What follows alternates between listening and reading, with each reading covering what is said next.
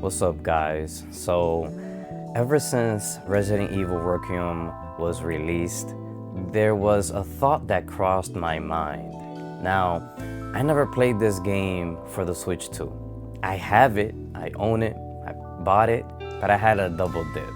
So I played it on PC, because normally that's how I, play my Resident Evil games. But I wanted to check out, gameplay videos, obviously, just curiosity, and see how it performed on the Switch 2. And honestly, I was impressed. I was very impressed. And so was, millions of others.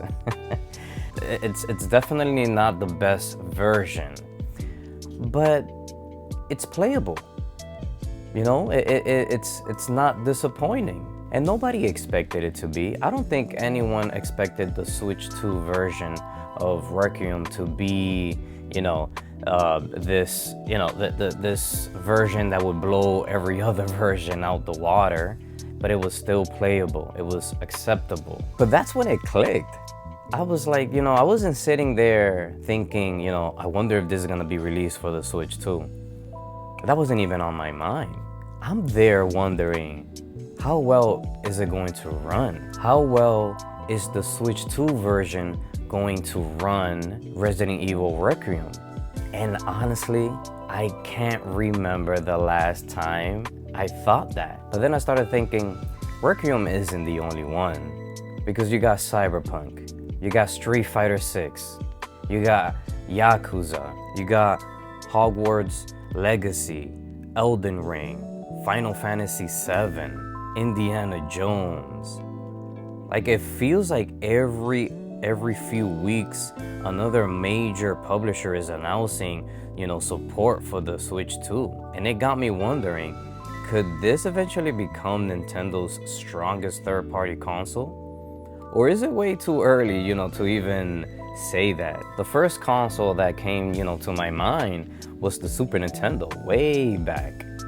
And it's not because of the quantity, it wasn't the amount of third-party games, because the Switch 1 blows that out the water.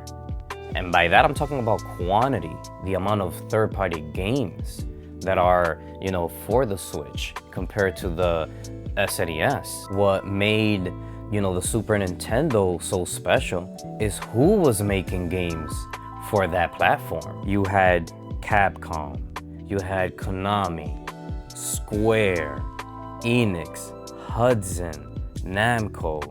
These weren't just companies putting out random games. I mean, they were releasing some of the biggest games of that generation. We're talking about Street Fighter 2, Mega Man X, Final Fantasy, Chrono Trigger. Are you serious, bro? Like Secret of Mana, Contra 3, Super Castlevania. Like, come on, man. The Super Nintendo wasn't just, the place to play Mario. It felt like everybody wanted to make games for it. And then, things changed, and I get it. Look, Nintendo 64 is one of my favorite consoles out there. But that's when things began changing. Nintendo began, losing support. And obviously, it's not the big reason, but the cartridges, it was a huge factor. Let's just be honest. The CD was cheaper to, produce. It was, it held more space. So PlayStation just became that, top dog when it came to third-party support, or, where you wanted to play your third-party games. You had Final Fantasy moving over to PlayStation, Metal Gear Solid, I don't remember if it was released around the same time. I think it was around the same year, but you had those two coming out, Resident Evil. Like, come on now. Nintendo just slowly began to, it began being the place where you only expected Nintendo games. But then you got the turnaround. Now, I felt like, the Switch changed that a lot. We ended up getting, Skyrim, Doom, The Witcher 3, Persona 5 Royal, Dragon Quest, games I never thought that I would see on a Nintendo handheld or a Nintendo platform. But there was usually, a catch. A lot of those games, they came out years later, or developers had to make some pretty big compromise to get them running. The support was definitely getting better, but it still didn't feel like Nintendo was part of that conversation from day one. That's why I feel like the Switch 2 is in an interesting position, because I feel like, and not that I feel, but you can see it. You can see how third-party developers seem almost like excited to put their games on that platform. Nintendo even said the Switch 2 had like the biggest, third-party support in their platform for like since the SNES, and that's crazy, because I haven't looked at a Nintendo console like this in a very long time. For the first time in a long time, I'm not sitting here wondering, is this game going to be released, or is that game going to be released for the Switch 2? Now it's like, how well will it run? Or not only that, but how good is it going to look? So, is this Nintendo's best third-party console that they ever had? We'll see. We'll see. Time will tell. It's only been a year. I wanted to compare the Switch 2 to the SNES. I wondered it. And I wondered, like, if we can compare it, but, you think about it and it's like, nah, it's too soon.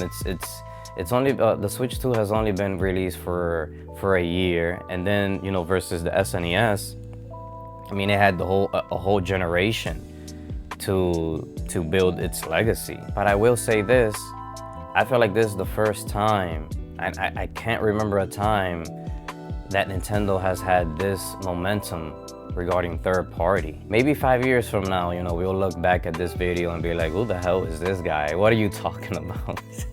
You completely failed. Like, you don't even know what you're saying. Or maybe we'll look back and be like, hey, Nintendo really won back, that third party support. Either way, I think it's gonna be very interesting. As time goes by, let's see how Nintendo can keep this momentum.